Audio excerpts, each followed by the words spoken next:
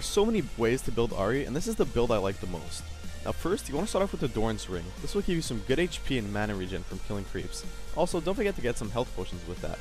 After that, you want to rush a Deathfire Grasp, because it will help you become extremely bursty. Once you have the DFG, get your Sorcerer's Shoes to increase your mobility and magic penetration.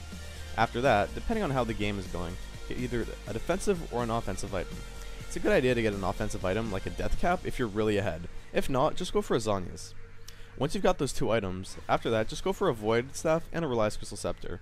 Reliance can be swapped out with any other item, such as like a Liandry's or an Abyssal Scepter, but it's really personal preference and it depends on what the enemy team is building.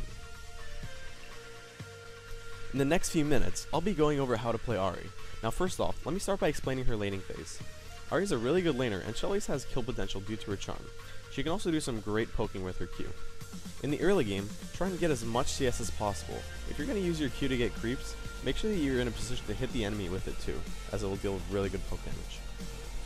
Now it can be difficult to get a kill prior to being level 6 if you don't have any jungle help, but once you hit that level, that's when you get your power spike, and she really shines in the mid game. She can usually destroy the enemy laner and be all over the map because of her mobility. Her ultimate is also really good for tower dives, so make sure you always look for opportunities in other lanes for kills.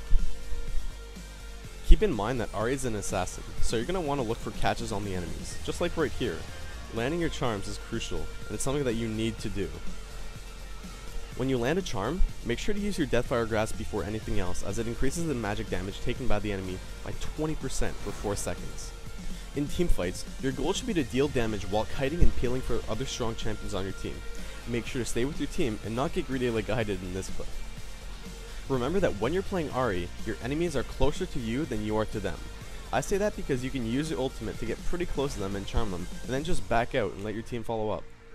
Watch closely, as in this fight I go in, charm, and run back out, and then go back in once my teammate has followed up. Using your ultimate is a really good way to engage a fight, as you can ult in, use all your spells, Zhonya's, and then ult out after your team has followed up with you.